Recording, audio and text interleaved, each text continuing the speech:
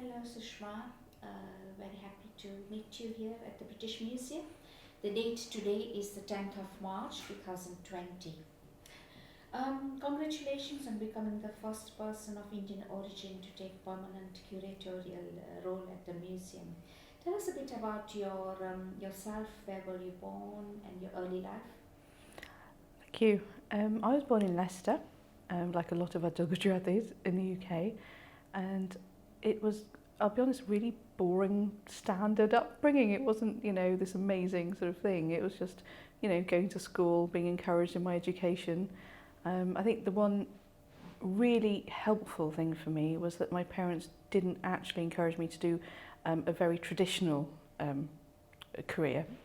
I think everyone Gujarati knows exactly what I'm talking about, doctor, lawyer, accountant, pharmacist. Instead, it was generally and genuinely left open to me to do what I wanted to do. And so a lot of my other, school friends, they did pursue those traditional paths, but it really wasn't for me. I did a bit of volunteer work in a hospital thinking, medicine looks quite interesting.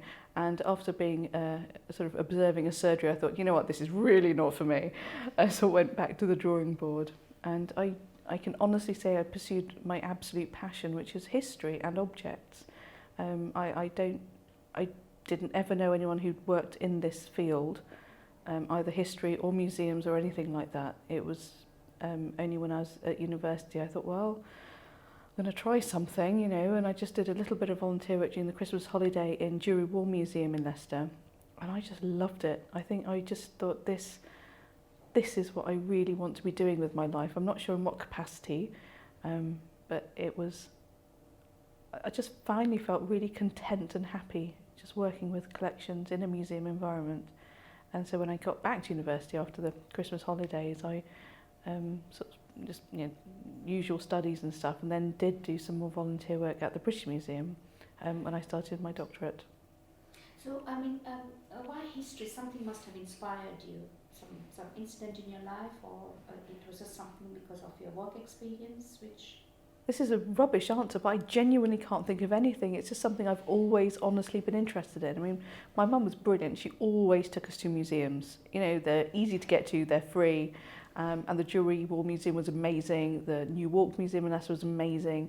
And I genuinely enjoyed it. The fact that these objects actually survived from the past, sometimes for thousands of years, I still find it mind-boggling. And even now, when I handle an object that is really ancient, I just think it's the best thing in the world, and try to learn a bit more about what happened in that past, but also how that object came to be where it is today. I think for me that's really important to uncover. Your background is Gujarati, or your parents, they come from Gujarat, or they come from Africa, or...? They're both from East Africa. Okay. So my mum was born in Nairobi, my dad was born in Uganda, but my family on my mum's side had quite a long history in East Africa in particular. So my nanny ma was born in Tanzania, and I think her father was also born in Tanzania. So they've had a long history there. But my Nana Baba, he was born in Burma, and then he made his way over to East Africa. So it's sort of, India, Burma and East Africa. Yes. Do you think the family history was somehow related to your interest in history? You know what, honestly, it's not something we ever talked about very much when we were younger. It was just not, we didn't ignore it, but it was just, every single Gujarati family that we knew, including our whole family, they all had the same story. So I suppose it wasn't something that we needed to talk about, or rather they needed to talk about. And it was only when we all got slightly older and we realised actually these are incredible stories, we really need to record them. And my mum just started to actually make small videos of my nanny ma talking about her early life in East Africa, things like that. So I think totally took it for granted growing up, Yes. but now that I'm an adult, I'm now very interested. Yeah. Sometimes we don't credit our grandparents' stories, and you'll never find those stories in any textbook or anywhere, would you? No, So it's no. kind of such a precious bit of history that we all must really treasure them, isn't it? Yeah, and also before it's too late, unfortunately Yes. all of our grandparents are getting older and Yeah. those stories are often disappearing because we haven't asked them the right questions. So let's come back to your present role. How did you get into this very prestigious role, and were there any obstacles in the way, or tell us a bit about how you came to British Museum? Well, I mentioned that I volunteered here for a while, and that was in the Department of Coins and Medals. I'd never worked with coins before; it was totally new to me. But it was a really fantastic department, and I got to do some really interesting work on a project with Dr. Elizabeth Errington, who's been amazing actually, and really helped train me up and try and figure out what on earth I was doing with my life. So I really made the most of it and rediscovered a collection, which was very exciting, and I was encouraged to publish, which I did. And that led to me applying for a temporary contract. I've had about 6 years of temporary contract, like so many other people. It's really hard, the wages are really low, and I think unless you have a real passion for what you're doing, it's just not something you're ever going to pursue. For me, I really love what I do, and the wages are low, but take a deep breath and deal with those. And so I got to work on a big storage move project of all the Asia ethnographic collections as a curator involved in that project. And that led to another project, and then ended up working on the Houghton Gallery refurbishment, which was incredible. The first time I've ever worked on any kind of gallery work like that. And it was also a lot of responsibility, but I think with hindsight, it was obviously very stressful and very hard. But knowing that people are going to be able to see that for the next 10, 20 years is really incredible. But I'm very keen that it doesn't just stayed, it doesn't just stay like that.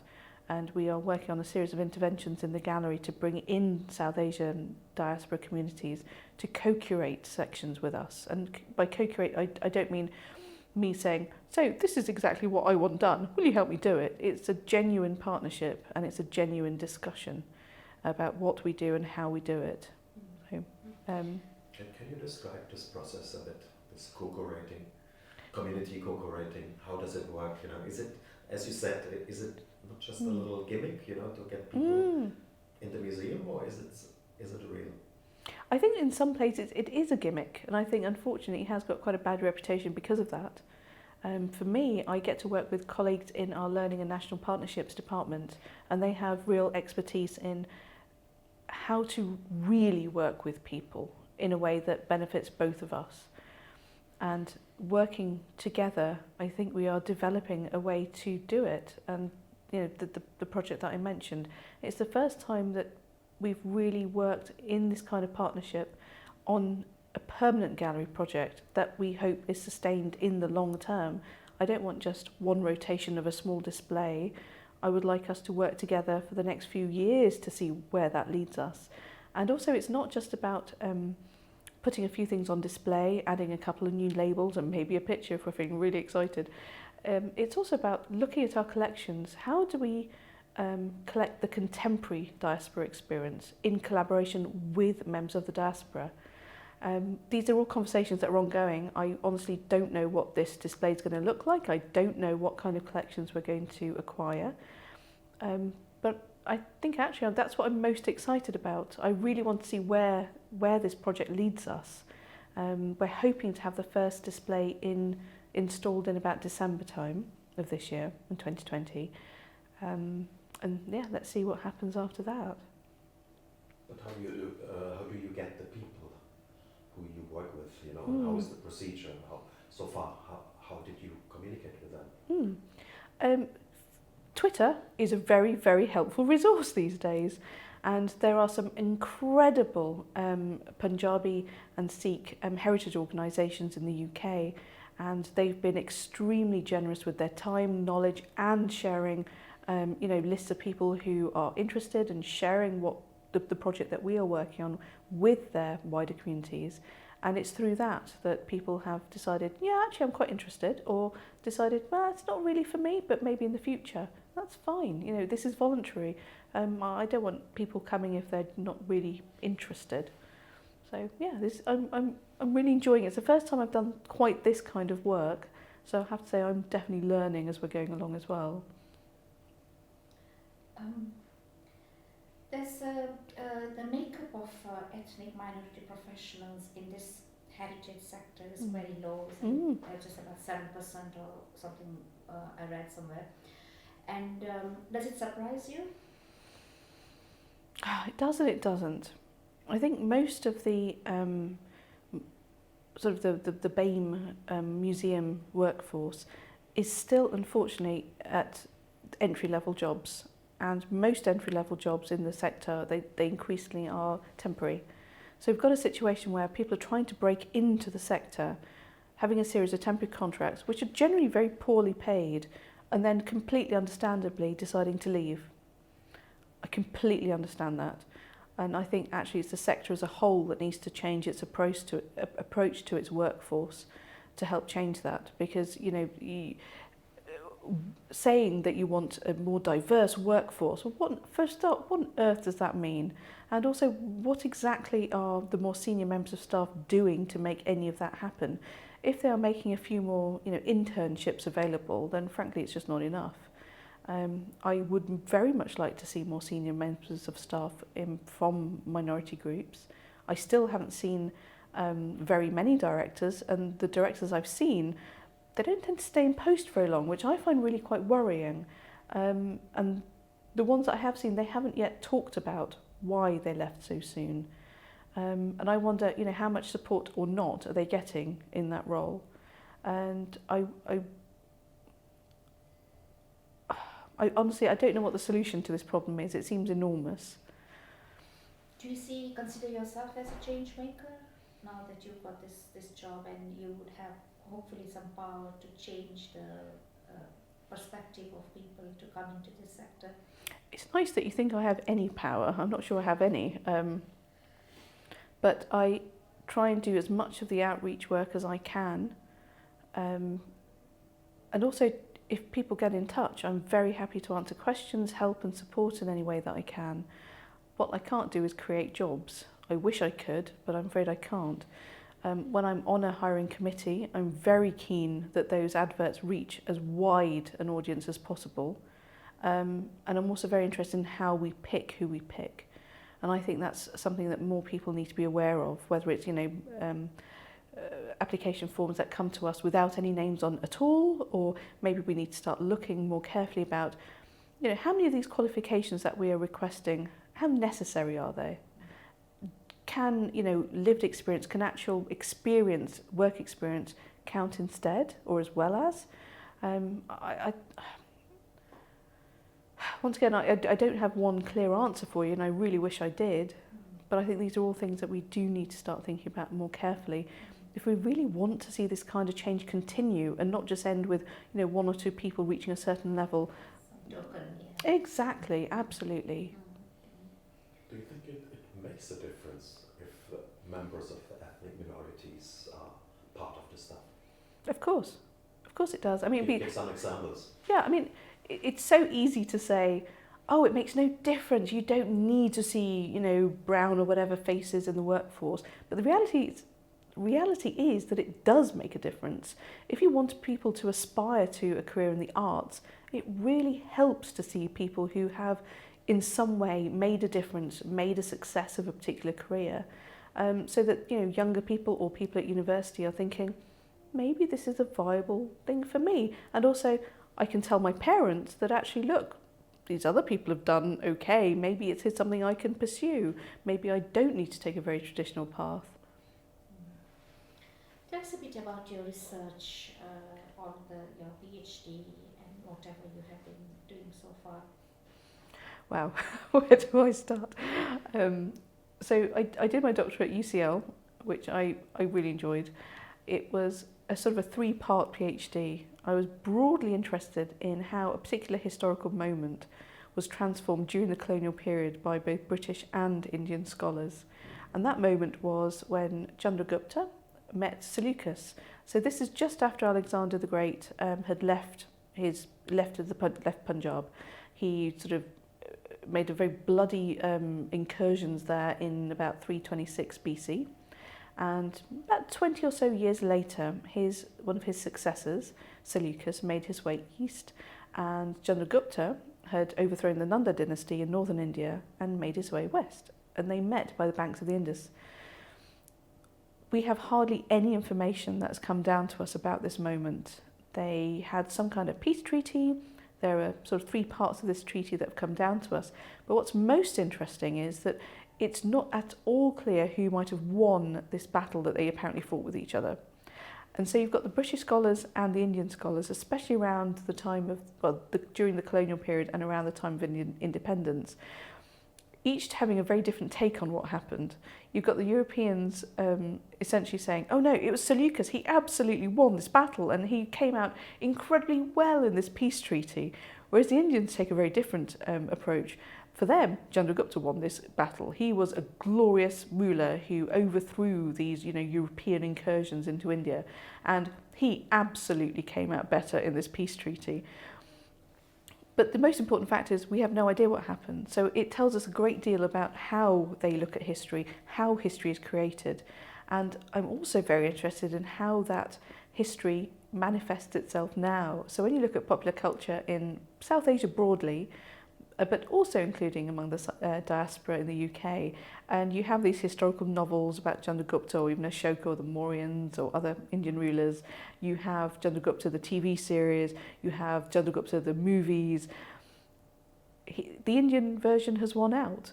The Indian interpretation of history has won out. So the one that we all watch as kids, that our children are watching, that we are all engaging in, it's all shaping our worldviews. And very few people are aware that it rests on very, very shaky ground. So it's that sort of dynamic, that sort of transformation of history and its expression today in popular culture is what really I find very interesting. You talked about your interest in objects in museums, and how do you draw out stories from objects, and how do you approach object collection? I think it depends what you want to do. If it's for a gallery project, is it for an exhibition, is it for a research paper, is it for a talk? It really depends. I look after quite a large collection, and so for me it depends what I want to say and what I happen to see in the stores or on display, and decide what do I want to pick out here. Would you like to show stronger links between historic objects and the Indian diaspora and the UK? Because I know you've done some work with the Jain sculptures and was it the religious traditions in India? Was that something which triggered your work with this object collection? I think traditionally curators have had quite a connoisseur's approach. It was traditionally about appreciating an object for its maybe its artistic value, its beauty, its value. Whereas I'm an ancient historian, I'm much more interested in the wider stories connected with any object or any collection. I would like to know a lot more about when and where it was found, how it made its way here to this museum or any museum.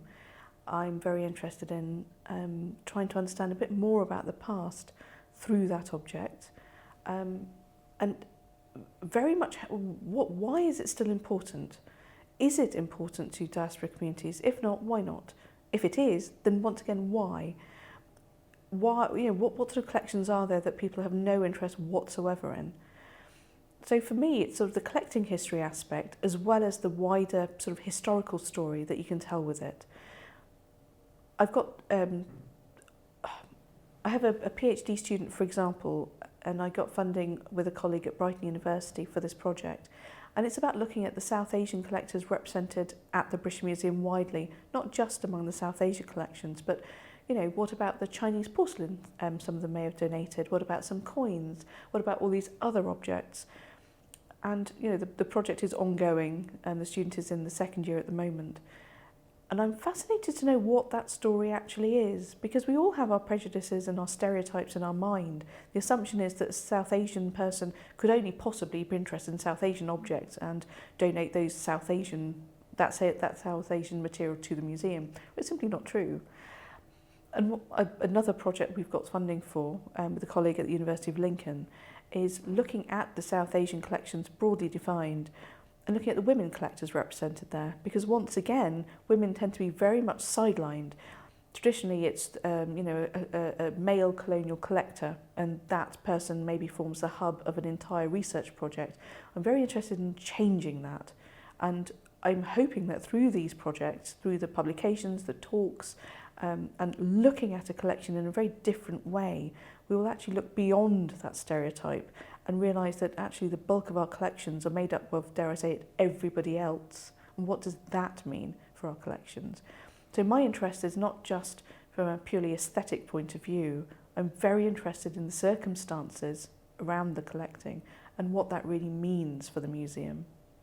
Do you think it can also be difficult because there's a big discussion about, you're sitting here at the British Museum, Yeah. which of course is a world museum, and there's so many objects, and we know about the origin of the museum. Absolutely. Is it not, are you not questioning your own institution? How could I not be?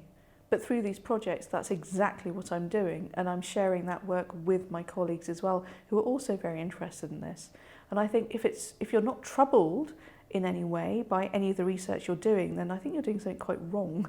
And you know, I think unless you are genuinely open and honest about what you have, how can your research have the capacity to make change?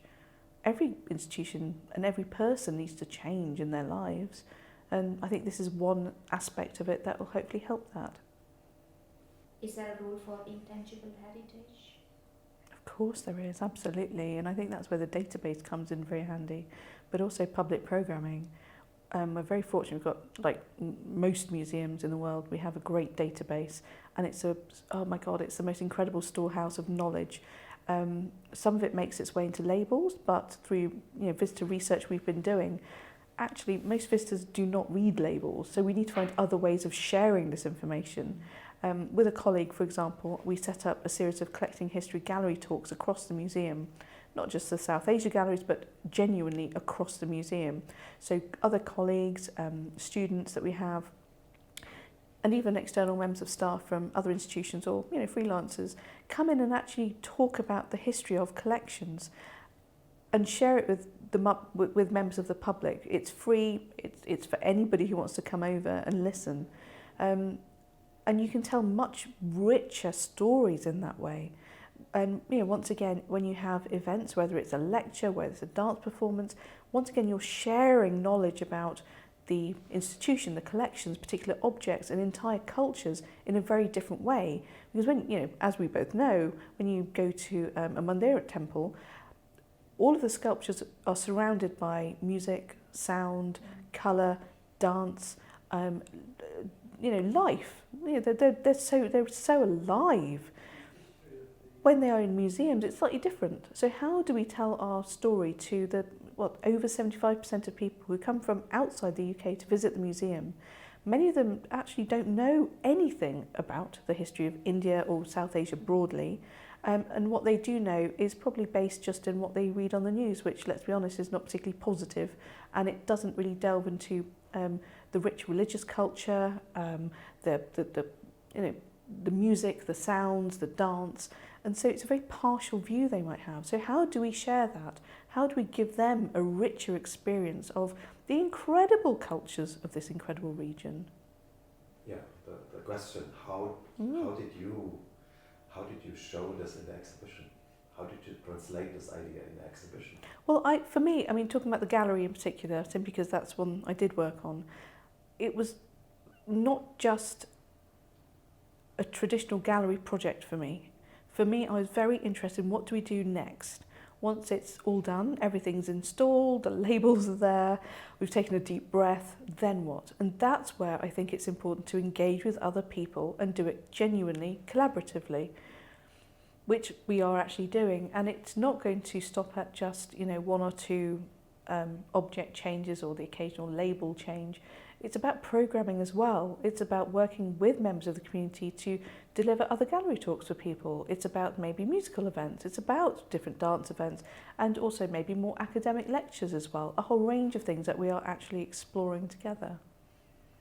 But don't you think it's also the way how objects are displayed has to change? A few days ago I was in the gallery and was looking at the South Asia gallery. It's very fixed, everything, you know. So how did it come alive, you know? Is it just a system in the British Museum, or? I think it's all galleries. I mean, for us, it's an Edwardian gallery. You can't change the cases. We can't change the architecture of the space either. So we're very limited in terms of even the size of objects and what we can put into these cases. And I think that's why all of the other work is so important around that, the different events that you do. You know, we're never going to get permission to change or take out those cases. It's just not going to happen. And that's completely reasonable, I think. But I think we can do a lot more other interesting work that will push us beyond our comfort boundaries and try different things. And for me, it's so important to experiment. I do not have all these amazing, answers to the, how do we do this and how do we do that? But I'm very willing to try different things and seeing what works, which bits don't work, because those bits are normally particularly important.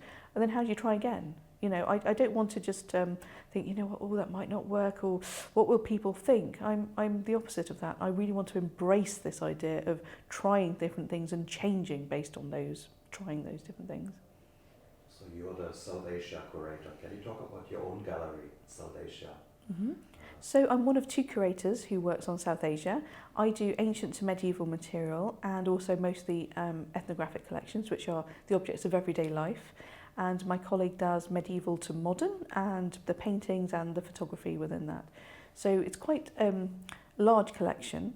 The gallery, it was very different from what came before. Before, it was very much a gallery of religions. And I say religions, but it's a very partial approach to the religions of South Asia. I think it was done in 1992. Obviously, I was not involved in that. I was still at school in the 90s. But it was sort of a walk in a very sort of art historical way through the religions of South Asia. It was looking at Jainism, looking at Hinduism, and it was looking at Buddhism primarily, both in South Asia but also partly in Southeast Asia. Our approach when we totally revisited the space was very different. We started with the Paleolithic, which is about 1.5 million years ago, and we brought the whole story right round through the present day. We looked at it as a sweep of history for people who, i.e. the bulk of our visitors, who are not familiar with the history and the cultures of South Asia. So it's sort of broadly chronothematic, it's chronological, but there are also sections where, you have a section on Mathura, for example, you have a section on the Deccan, or, things like that. So, when you go past, you see the beautiful, the white marble, you're probably in Rajasthan, or at least Western India. You see the beautiful, dark grey schist, you're in Gandhara up in Pakistan, Afghanistan, or you're in Odisha, in Eastern India. So it's trying to show people that, this is a place of the most incredible different cultures and styles and religious traditions, and they're all slightly different in these different areas. And look, this is how you can understand that. And another big decision we took was, previously the whole of the centre aisle of the gallery was completely covered in, well, not covered, it contained a lot of large sculpture. We decided to move the sculpture into the bays themselves to create a large performance space. So we knew from the very outset that we were very keen to bring in a very different kind of programming to the space and to make the space work for that in the future. What I discovered is that it's also, I'm thinking about different community in India. So what I was missing was the display of the Adivasi and tribal community, like the Northeast doesn't exist. The central India, all the communities there, about 10% of the population of India. Was it intentional, or is it just still not enough space, or what's the reason? Gosh, you'd have to talk to my colleague about that, for the simple reason that I didn't work on that section of the gallery at all. I did the ancient to medieval section, and within that, the one area I was adamant to get in, because I think from the very start I was very adamant that the diaspora experience had to be represented in this gallery in some way. And given the speed at which that particular gallery progressed, we didn't have a huge amount of time to really engage with that properly, not nearly as much as I wanted to do at the time. So one very small example was going to the Jain Centre in Leicester, taking some amazing images, and they were very, very generous with letting us in to do that, and adding those into the Jainism in Western India, the medieval Western India section, for example. But as I was doing that, I was very well aware that there were interventions that I want to make in the gallery in the future, and that's exactly what I'm doing now. So, when I said at the beginning that I don't see this gallery as just a gallery. Once it's open, we're done. We can ignore it for 10 or 20 years. I think it's the starting point. And actually now I think that the very exciting work starts, and it has already started. And you won't see it in the gallery yet because we're planning to do the first rotation in December. One of the legacies of the colonial rule was that Indians allowed a lot of their historic artifacts to be taken out of the country, and they are housed in places like V&A, British Museum. But and there's a perception amongst many people that a lot of them were looted. But there are some genuine cases where these museums acquired them legally. And can you name any such object, and how has the story of that object been told to the wider community? I think it's incredibly important to look at the wider circumstances of how objects were collected, and that's a key part of my own research actually. So it's something I talk about in public lectures, in gallery talks. I have a podcast that's dedicated to the idea of decolonising museums, and it's called The Wonder House. And also another project that I'm working on, which is a really exciting one actually, is the Manchester Museum South Asia Gallery, which is in partnership with the British Museum. And it's, I think, for the first time, a gallery of South Asia, or rather at least the South Asian diaspora experience in the UK, but particularly Manchester, is being fully co-curated with members of the local community, the community collective. And it's incredibly exciting, I particularly love the fact that we do not agree on everything. I think so many of us exist in a kind of bubble where everyone essentially agrees with pretty much everything that everyone else is saying. And that's increasingly worrying me. If everyone agrees with me, I think there's something wrong. I think I don't want to be trapped in this bubble anymore. And it's really great that we have open, honest conversations about this. And we do. And that's what's so great. We are starting, traditional gallery project often starts with objects rather than the stories. This project is starting with the people at the very heart of this gallery, their stories, the stories that they want to tell. And we are there, essentially supporting them in developing them, thinking about objects, sharing different display ideas, whether it's, a traditional object in a case, or whether it's a video, whether it's something interactive. And we absolutely talk about the fact that, for some objects, we genuinely have no idea exactly how they were acquired. This place has been open since, 1759 or something. That's a good 250 years. We can't know everything, but where we do know, where we can research, we absolutely should. And we should do that in collaboration, I think, as well, with colleagues, obviously both here, but also in South Asia. And that's something I very much do. And I think it's vital that we do that. And do you find it easy to collaborate with colleagues back home in India,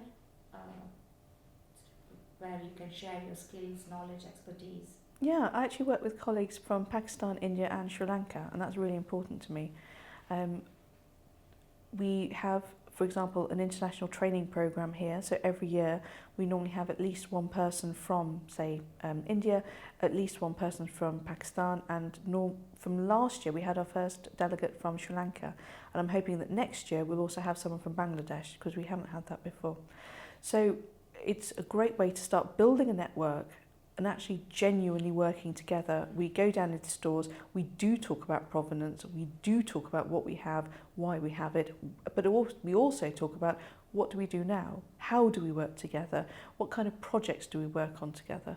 And I think that's really important, not just for the occasional meeting over coffee or something, but actually sustained collaboration. It's too easy to say, oh yes, I absolutely engage with my colleagues in whichever place you're talking about, and the reality of that collaboration is a Skype telephone call once or twice a year. What is the point almost? What exactly is anyone getting out of this?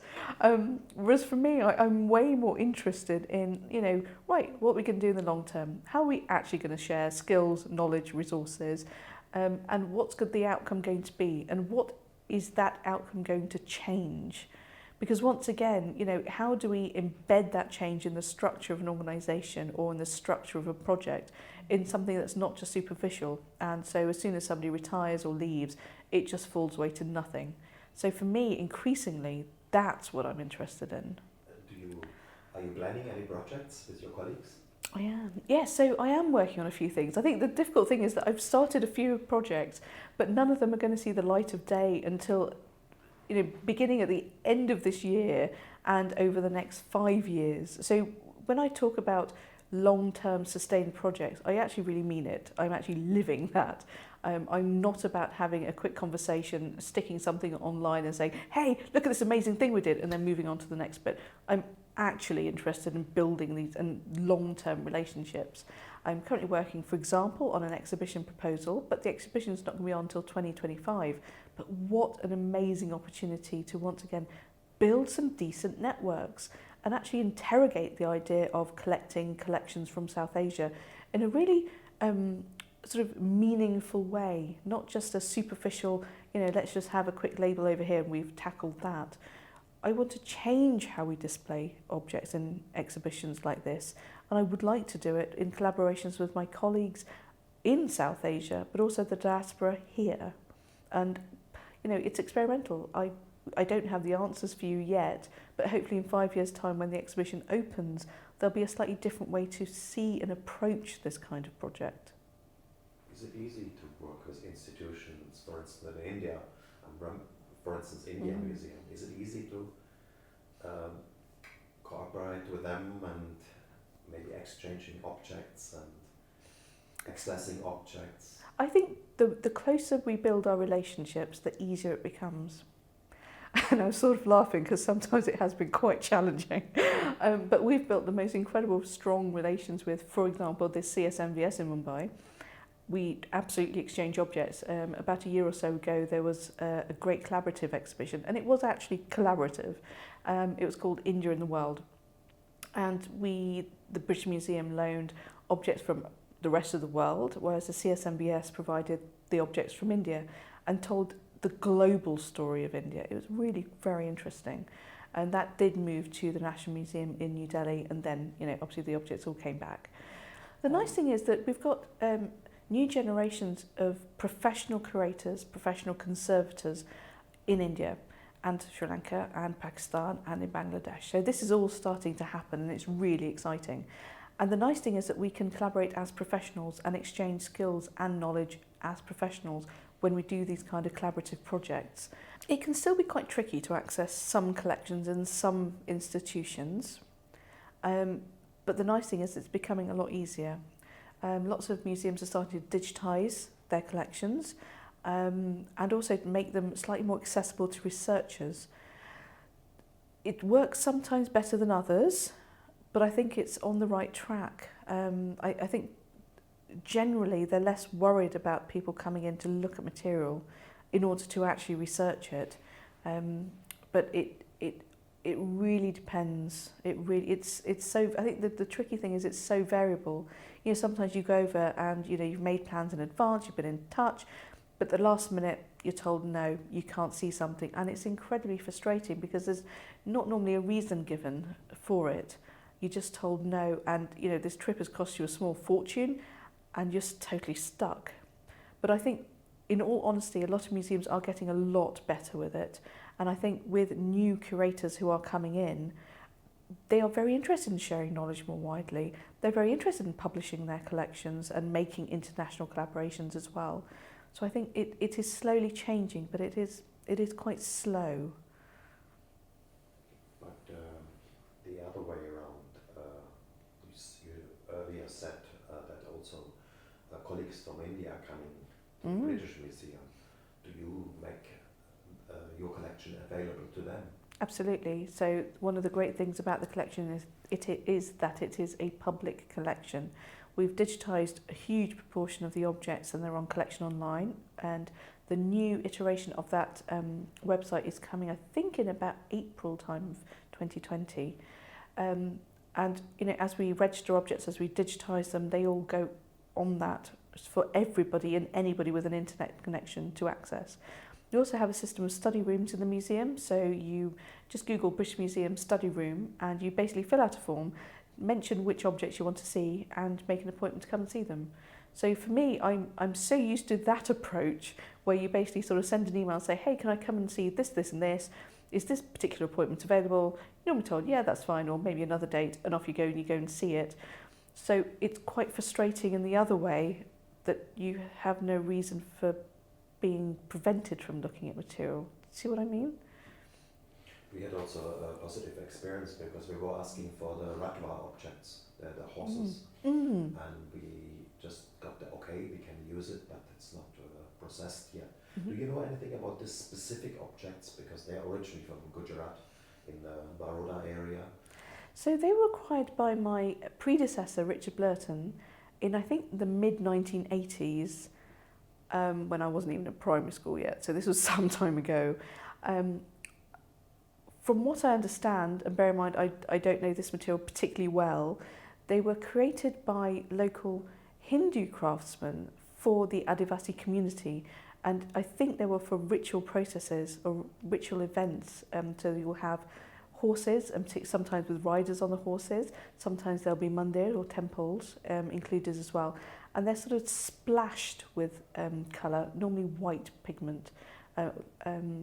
But in all honesty, I don't know a great deal more than that. I don't think they're fired in kilns. I think they're just charcoal fired, so they're very, very brittle.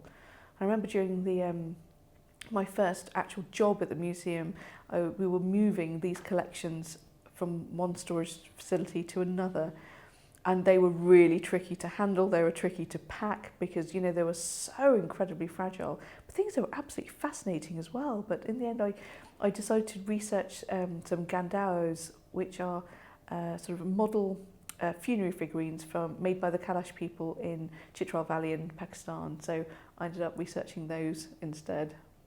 I was listening to your podcast the other day and I found some of the stories were quite interesting. How did that come about? Do you mean the Wonder House? Yes, the Wonder House. Wow.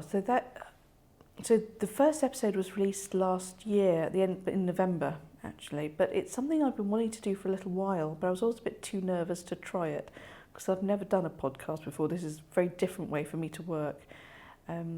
But I was attending conferences, talking about the idea of decolonising in museums, talking to people over coffee, having some really interesting conversation. And I was very aware that the vast majority of people are not part of these conversations because, you know, they might not be able to attend a particular conference for financial reasons or whatever reasons they might have.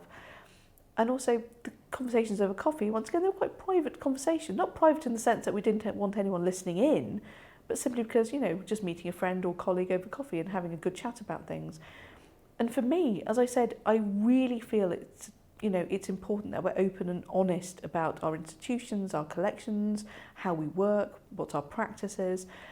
And I thought, well, how about we move those conversations from, you know, over coffee or at a conference to something that's completely available to anybody, anywhere in the world, for free.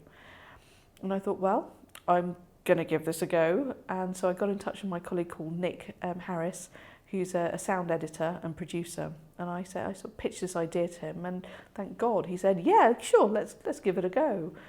And so we did it. And I really enjoyed it. I felt I was doing something important and that might actually help change the sector in some way. And it has been incredibly successful. We've had thousands and thousands of listeners, which, I'll be honest, I was expecting maybe 100 or 200 if I was lucky, because, you know, when it's a starter podcast, you don't normally get a very big audience. I was gobsmacked by that. And on the back of it, I've decided to do season 2.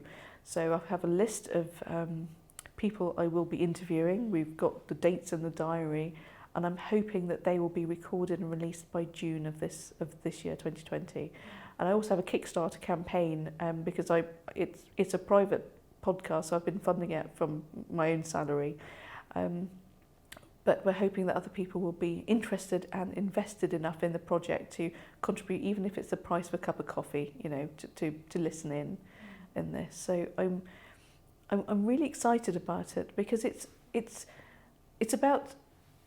not about saying you're doing it wrong, you shouldn't do it like this, and, you know, dragging people down, which unfortunately people are all too happy to do, especially on social media, and it's just not how I work.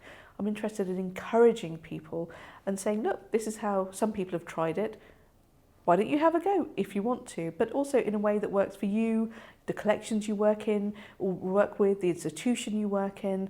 It's about empowering the individual. That is what I'm interested in. And I'm absolutely not about tearing anybody down, because I think if you've taken the time to experiment, then frankly, all power to you. Well done. Because I know it's not easy, especially with people circling and trying to, you know, find the flaws in what you're doing. Whereas the thing is, nothing that we do is going to be absolutely perfect. We can all improve on it. And I think this is how we do it, by sharing this kind of knowledge and these different kinds of approaches. You have a wider mission. You're doing your private broadcast, and you were just talking about this vision through social networking and all this. Do you have a broader mission to change a certain thing? I really am. I really want to see a genuinely representative museum sector. I'm sick of being the only brown person in, you know, most of the meetings or events that I attend. It's not sustainable. How can it stay like that? And I just find a lot of people are very good at talking the talk, and they are really not good at walking the walk. Because when you look at their own institutions, you think, well, what exactly are you changing? But more importantly, how are you embedding that change in your institution so it doesn't simply revert back to, you know, type when somebody retires. So I think that is increasingly what I'm trying to look at. Once again, I do not have a final date in mind or anything like that, but it's something that is infusing all the work that I do and what I talk about and how I do things as well. So I think it's a watch this space kind of scenario for me. What about the audience, the broader audience, the non-museum people? Do you have a mission for them? That's a tough one. It's hard enough trying to engage people in museums actually in the first place. I think through podcasts, but also through I mentioned the programming in the gallery. So we've already had a few dance events, we've already had some public speaking events, and it's been quite interesting because we have drawn a very different audience, or at least a slightly different audience. People who wouldn't necessarily come to a museum to come and look at collections, they are quite keen to come and think about, well, what can I experience in this space that's slightly different, that I would go otherwise to a concert or something about. And if they come in for that, how do we grab their attention and say, hey, but what about all this amazing stuff? So I am very interested in that. And I think, once again, the Manchester Gallery, I think, is going to be particularly interesting because within that gallery space, there's a performance space at its heart, just like the Houghton Gallery.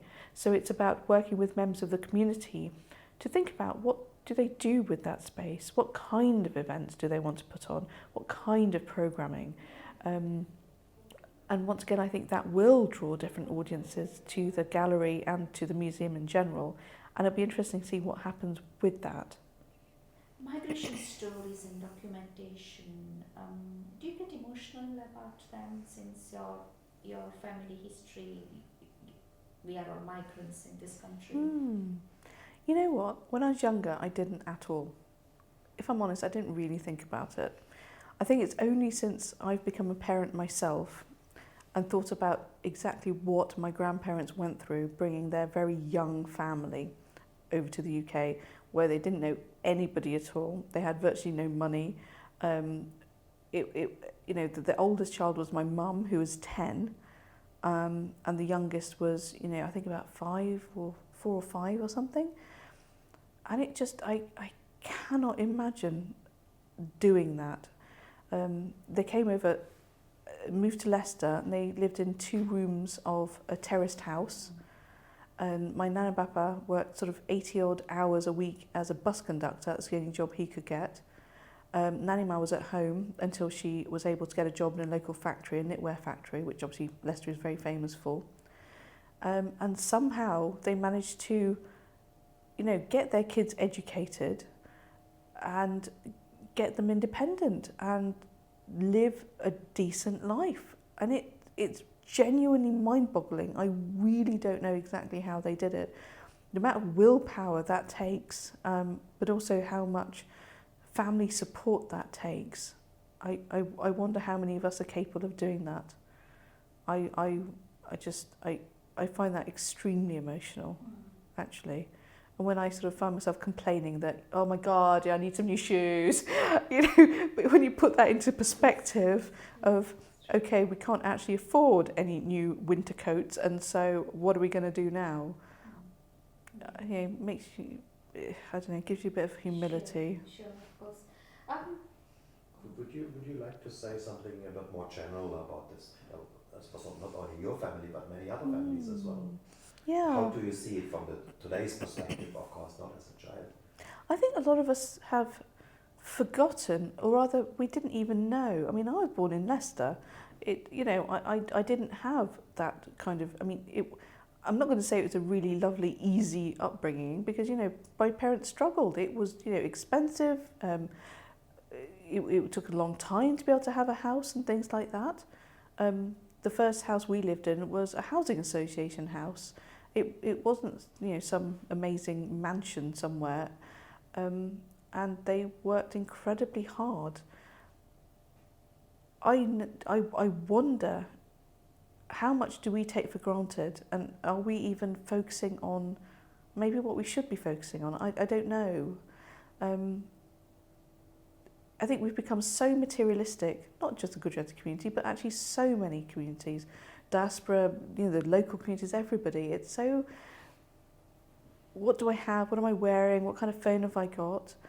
And I'm finding that as I get older, it's not quite as important to me. I genuinely want to go and spend time with my family and friends, and especially my daughter and my husband.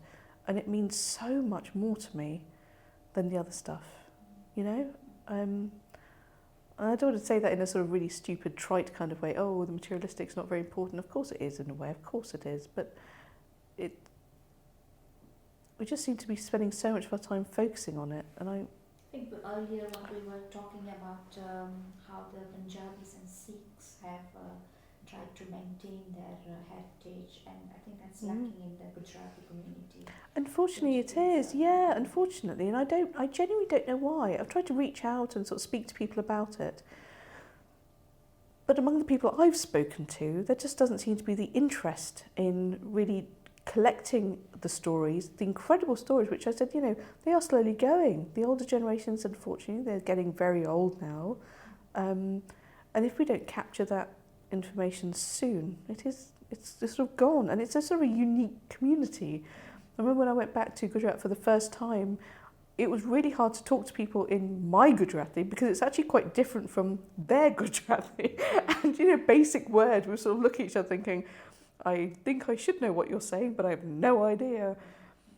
But also some of the objects that, families brought over from East Africa. Every single Gujarati family that I know has a small wooden sculpture of a giraffe, right? Everyone has this. So you're laughing because you probably got one as well. It's interesting, given that the families couldn't bring very much with them. It's fascinating to see what they did choose to bring. In our last project, we were really interested. We found people, those Chucky, the stone, and we were just laughing that these guys were left with just one bag to carry, and they brought. And that's what they brought. I love it. It was very funny. But no, I know I do interact with a lot of young Gujaratis, and their perspective of Gujarati heritage is Navratri and Diwali, and that's it, and apart from that, they're not really interested, which is a little bit of a shame, but maybe you in your position can bring those Gujaratis Well, saying that, I mean, actually, a lot of them are involved in lots of dance. Yes. I mean, when I was growing up, Gothic classes and stuff like that, there were loads of people doing that. So I suppose it's what kind of heritage you're particularly interested in. Dance seems to be very popular. Music seems to be very popular. I think it's more about the collections and the objects, which are currently less popular. But, hey, maybe the museums are at fault at least partly for that. Maybe historically we haven't reached out as much as we could. A lot of people, unfortunately, they reach out to what they call source communities in different places around the world, and unfortunately diaspora communities have been sort of left out of that a fair bit. So I'm hoping that, because we are trying to do a lot more work engaging these communities, and I also mentioned that a collecting project is part of the display project that I'm currently working on. Maybe it's another way to start thinking carefully about, well, how do objects represent us? What do we want to represent us? And if one incredible community like the Sikh community, the Punjabi community are doing that really well right now, hopefully other diaspora communities will look at that and go, hey, maybe that's exactly what we could be doing. We have just as rich stories, just as rich collections. Maybe it's something we could go and have a go at as well. And once you've got that dialogue happening and saying, hey, how did you guys start doing this? How does it work? Is it very expensive? Could you give us any help and advice? What an amazing starting point for any other community to try it. You mentioned this giraffe. Why a giraffe? I have no idea, but my uncles all had one, we all had one. I think it's an African connection. It's just a connection, kind of yeah. a memory, memento kind of thing. I remember my dad, he always said that, he never felt anything but African. He always felt very African. That's where he was born, that's where he was raised. He came over as an adult. And it was, he would speak a local language as well as a bit of English and Gujarati. And, it was always quite important to have those mementos of his home, his upbringing with him. Do you ever consider taking your objects out into the community and do some, what do you call, field trips? And sometimes, people are reluctant to come. They may not necessarily come to the museum, but what about taking your objects out and sharing the stories of these objects to the communities? We do that a lot, actually. They might not go to necessarily a community centre, but we share objects all around the UK, and we also have touring exhibitions all around the world. So objects are constantly travelling, and this is hundreds and hundreds of them. For the Manchester project, we'll be loaning, we don't even know how many yet, a whole load of objects from the museum that will be on display in Manchester there as well. So it is definitely something that we do, and we regularly have study days where people can come. I appreciate that, they might not be able to come to London, but they can definitely visit their local museum where there's likely to be a BM object there as well. What do you want your legacy at British Museum to be? I would like the makeup of staff here to be genuinely representative of the wider society that we live in. If I could have one legacy, it would be just that one. We would have so many more perspectives looking at what we're doing, how we're doing it. Of course it has an impact on how you research collections and how you look at them and how you display them and how you work with other communities to do it. How can it not? So I think if I could have one legacy, that's the one it would be. And what would your advice be to BAME students or people who want to come into this sector? I wrote an entire blog post about this because I get asked about it a lot. So if I could add a link to this interview, I would be very happy to do it. But, start getting experience of it as soon as you can. When you're a student and you have spare time, make the most of it. I had to work, I had a job while I was studying, but I also took little pockets of time where I could, just to get a little bit of experience to find out if this is actually what I really wanted to do. And it was only maybe a week or a few days at a time, but it was vital. It showed me that this is exactly what I want to do. And when you send out that email, don't just write a generic email, please be specific. Don't say something like, hey, can I volunteer with you? And can I just, come in and do this stuff? Well, actually not really, because it takes so much training, so much security clearance, and there is so much to do. and a lot of my own time that I dedicate to it. So please be specific, ask to meet for coffee or something, explain what you want to get out of it and how long you can realistically dedicate to it. If you can only do a week, that's fine, that's not a problem. If you want to do it for maybe a day a week for a whole year, that's also fine, fantastic. But just let curators know, because there are fewer and fewer staff, we're given more and more work to do, and frankly it's not easy to accommodate people even though we really want to. So try and make it as easy for us as you can, please. And you know what, all universities, so many universities have museums or collections or archives or societies. Make the most of those. National Museum's got a lot of volume of inquiries to be a volunteer. But your amazing university or your local society will have incredible collections, great archives, and it's a fantastic way to get some information, but also to get some really good experience. So don't overlook that. Anything you want to add to the discussion? Anything you want to say? Gosh. I was sort of thinking, when you asked if I would do this interview, and I thought, wow, I wonder why they want to interview me, because what experience do I have of migration? I do a regular commute, and that migration story, I'm wondering how important that is to my actual life right now. And it's important to me emotionally, and it's important to me in the sense that I know why I'm here, and I know why my family is here. And I know the wider history of it because I'm fascinated by that. But on an everyday level, I think we're so caught up in the busyness of work and family and running around and doing everything. It's so easy to forget that incredible legacy. And I don't want to. I don't want to forget it. But I don't want it to totally define me and what I'm doing and how I'm living my life. So it's an interesting thing to mull over. And it's definitely something I've been thinking about a lot more since you asked me about this interview. And also, do you think we often ask how did this country change the Gujarati community or Gujarati living in this country? That's rather obvious. But the other way around, how does the Gujarati community change this society? Maybe this is a question I would like to ask you. Do you think there's an impact? I think every diaspora community has an impact on its local society, and of course the Gujarati community has an impact on it as well. You only need to go to your local GP or your pharmacy or your corner shop or your accountant or your any other professional services, and you're very likely to find a Gujarati there, including in business as well. I think it's an incredibly driven community.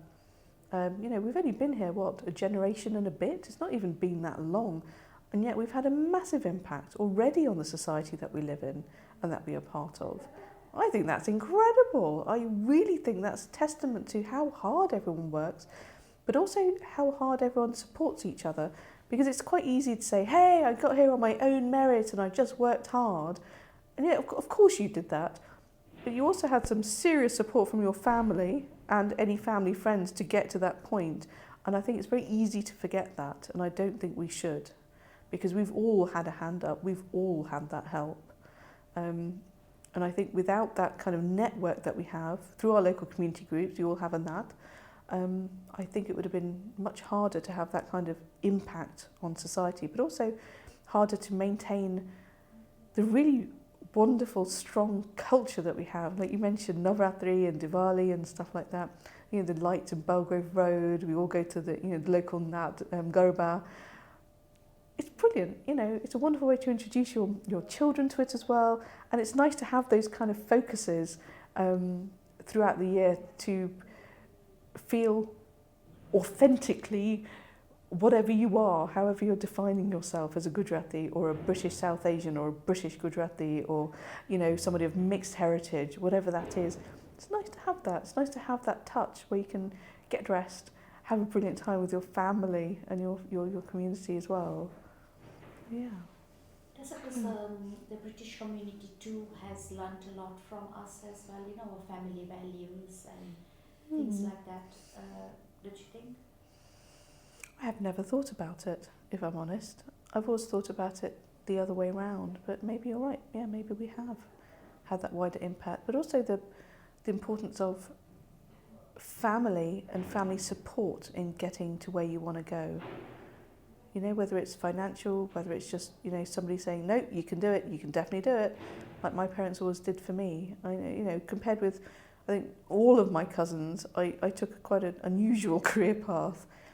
But I can honestly say that it was never begrudged to me. My family always supported me in doing it. They didn't know anyone who worked in museums or in history or anything like that, but they all supported me. It wasn't always financial because they couldn't afford to do it financially, but it was always like, no, of course you're going to do it. Yeah, of course you can do that.